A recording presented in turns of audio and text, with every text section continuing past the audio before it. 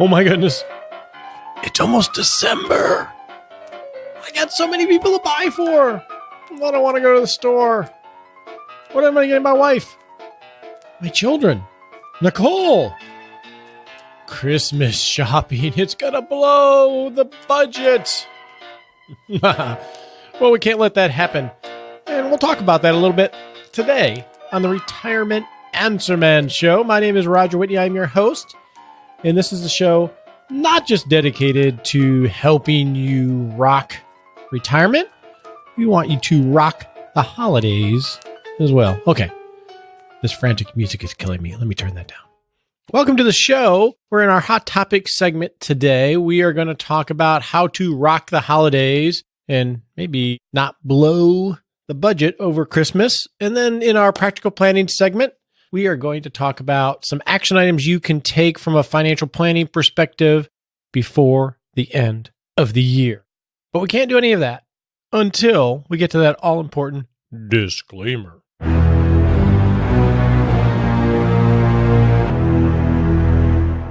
Hey, real simple, don't take advice from me, your friendly host, Roger Whitney, especially on the show. I only give advice to clients and people that I work with. And I don't know anything about you to give you advice. It would be silly for you to listen to me. But I can give you some helpful hints and education. So just remember that before you make any decisions, talk to your tax advisor, your legal advisor, or your financial advisor, people that, well, they do know you and can help you towards your goal of rocking retirement. So with that, let's get to the Hot Topic segment today with some ideas on how to not blow the budget and rock the holidays.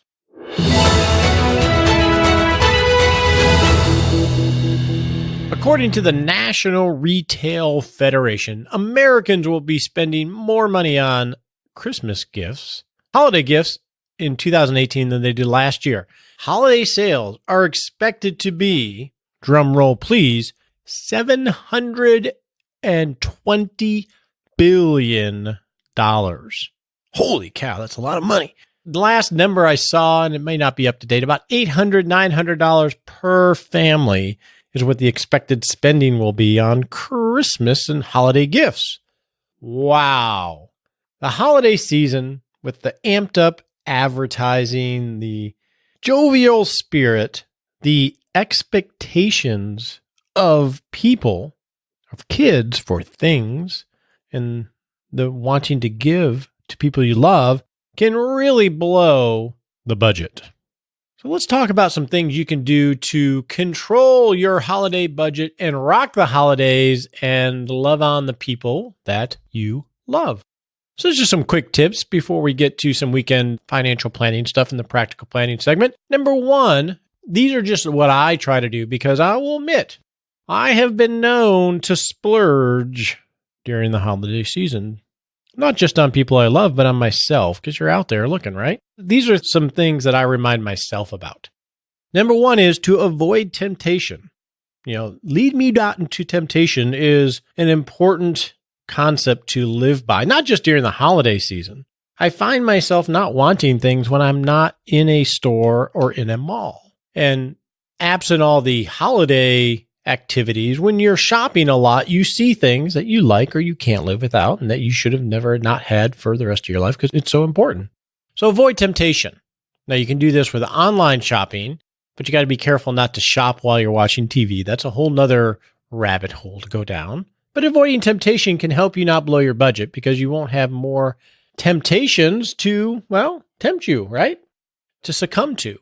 So that's number one. Number two is to think personal. You think of gifts that people get, and we talked about this in our gift idea episode.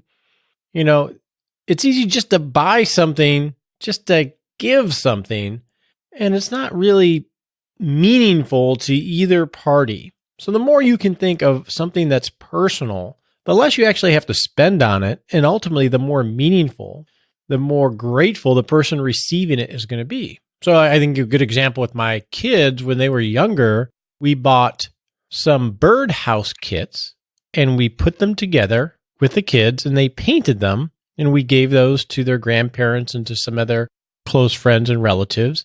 Those birdhouses are still around and that meant much more than a piece of electronics. So number two is think personal. Number 3 is avoid the fallacy of the deal. Whether that's Black Friday, the holiday special, the day after Christmas, just because the flat screen TV was $3,000 and now it's $2,000, you don't save $1,000 if you never spent any of the money in the first place. That mental math that we do is I have to spend money because I'm getting such a bargain, so I'm actually save money, is some pretty convoluted logic if you think about it. And we're going to be tempted with that type of logic all the time. The next one is pick one splurge.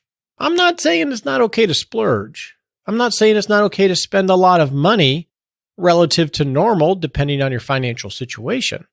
I think the more important lesson is to be intentional about the spending of the money. That's where I always worry about myself and where I have buyer's regret is I look back and it's like, wow, I wasn't really intentional about that. I just sort of got sucked into the rhythm of things.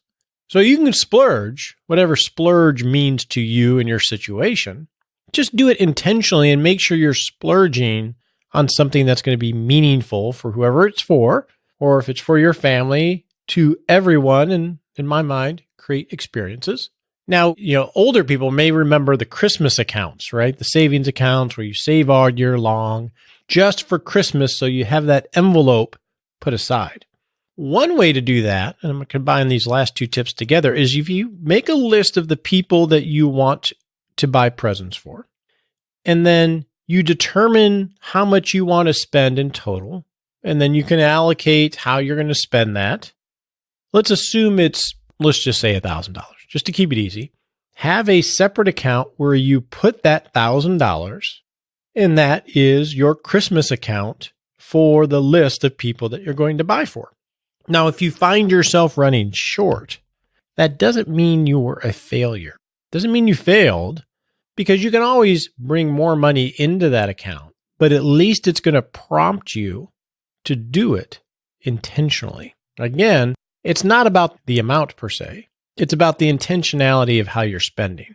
So those are some quick tips that I use to try to rock the holiday and not have regret and blow the budget. Now let's go talk about some year-end planning tips that you may be able to take advantage of.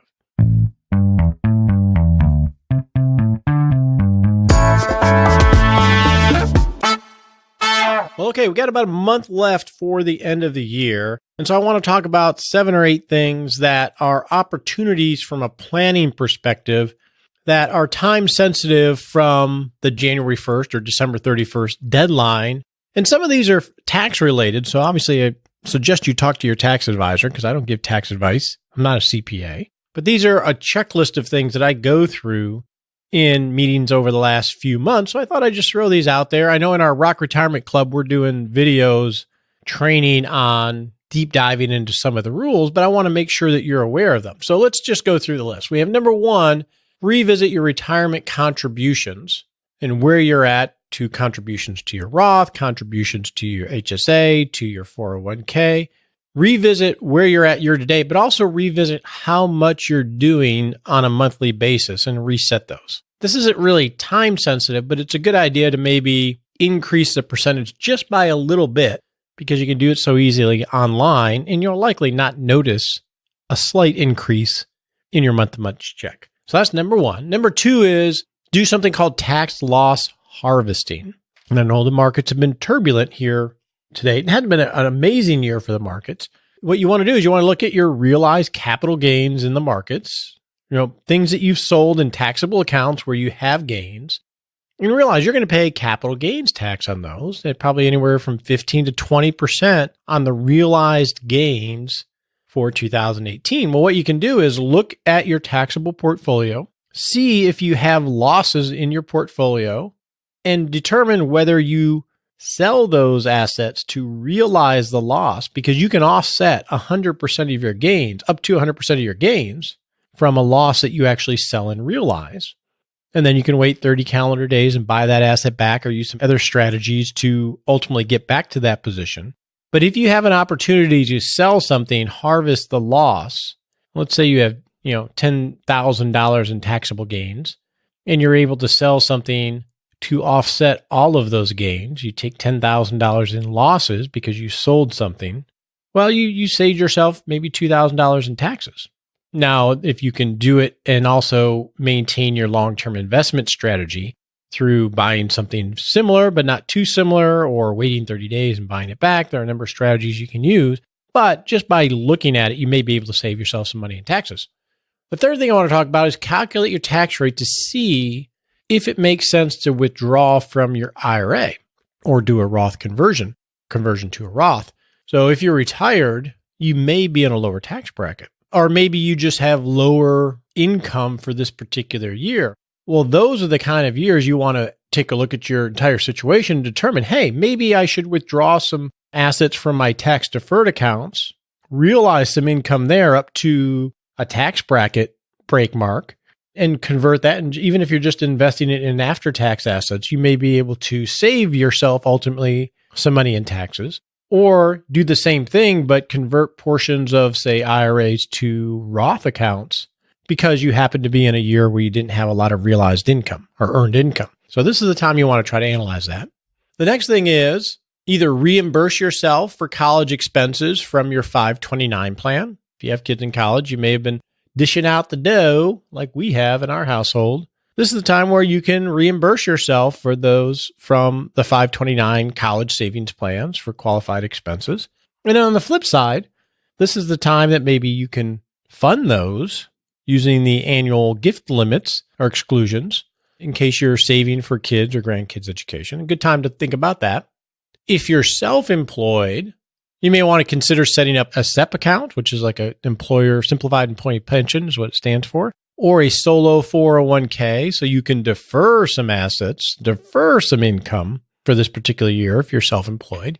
Good time to consider that. Maybe a little late, but good time to consider that.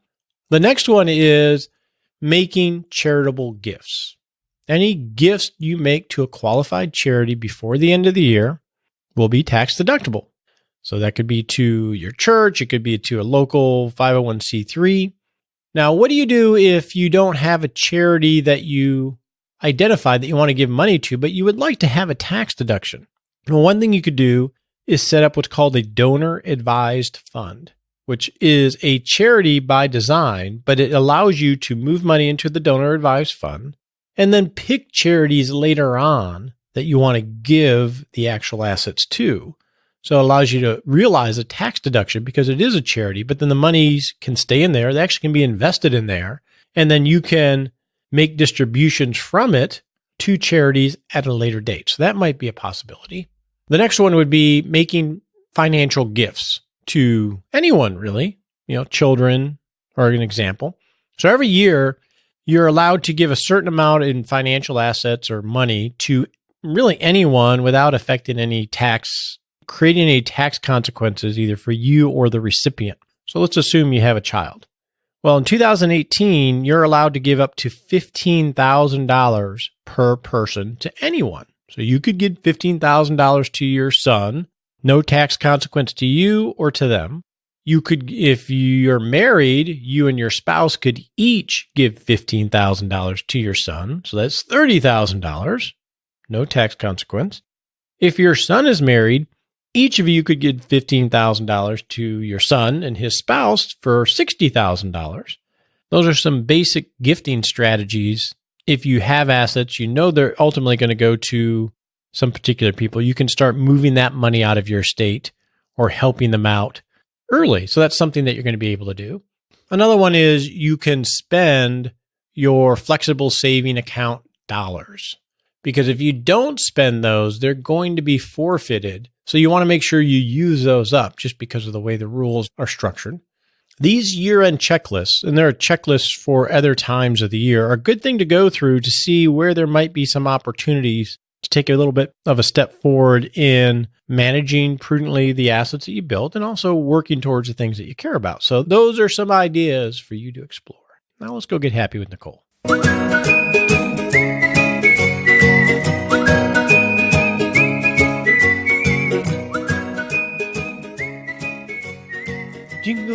Jingle bells, happy all the way. Okay, welcome to the Happy Lab, where we noodle on how to live a happier life, especially during these holidays. And we're going to have Nicole on here too. Hey, Nicole. Hey, Roger. So during this season, Nicole, we're going to interact with a lot of people. So what can we do to make those interactions, even if they're just seeing somebody in the store or at a party, more enjoyable? I think that we should give real hugs. Like real, I want to be putting my arms around you and giving you a squeeze kind of hugs. That's good. Socially, booty out, arm not really touching them. Not those hugs. Booty out. Okay. What I'm talking about. That's going to make a lot of people feel really awkward, though. Some people just aren't that, can't we do like Then don't hug them. Okay. Make it real or make it nothing. If you're going to hug, you got to go all in. All right. Do fist bumps instead. Well, you got the guy hug it out where you just sort of, go side to side and bump shoulders. Oh, like the bro hug where you like shake hands and then slap each other. Well, I was going to go there. Maybe if you're a guy, because you got to be careful too, because you're going to be meeting people's wives and stuff like that, right? You don't want to make someone else feel awkward because you're so touchy. I guess that's true. Right? Come on now. Booty out. I can't get off of the booty out comment. Okay. You know exactly what I mean, where you're like only touching at like your shoulders because you're trying not to touch them, but also touch them. It's so weird. Yeah. Well, I think what I like to do is I am a hugger. I do like to hug. I don't know if I put my booty out or not, but handshake with... You give your sideways hugs. I give sideways hugs? Well, that seems appropriate. Like if I'm hugging a lady, if I'm going to hug... That's also a good alternative. Yeah. Yeah, I like to shake hands and I like to touch them with both hands. Like a shake and then touch the elbow. Like if it's a guy thing, and then look him in the eye. I don't know where this is going for Happy Lab, but I don't know. I'm still on booty out. It's an important holiday topic. Correct hugging. Yeah. What is the appropriate greetings where you're friendly? You get like the uncle or the aunt that like kisses you, right? It's like, not just the cheek kiss, but they're like planting their lips on you. Right? I mean, you got to deal with this stuff. I cannot think of anybody that's ever done that to me. Oh, so. I can. Okay. I can. But so, I don't know. This is devolved. But when you're meeting people, decide your strategy for dealing with greeting to make them feel special. Make it genuine. There you go. To make it genuine, but not uncomfortable for you, but also not uncomfortable for them. On your marks, get set.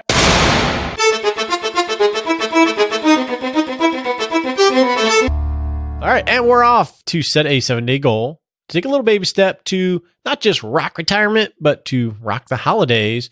And that baby step is create a list of who you're supposed to buy stuff for, and then start to pre-plan what you're going to buy so you don't get a little over your skis in your holiday generosity. I've had my spreadsheet since like you do, August. Don't you? In fact, your bonus, we're going to make sure I'm going to give you early. That way we can up the budget because hopefully I'm on that list somewhere. Oh, so my bonus is specifically earmarked for your procedure.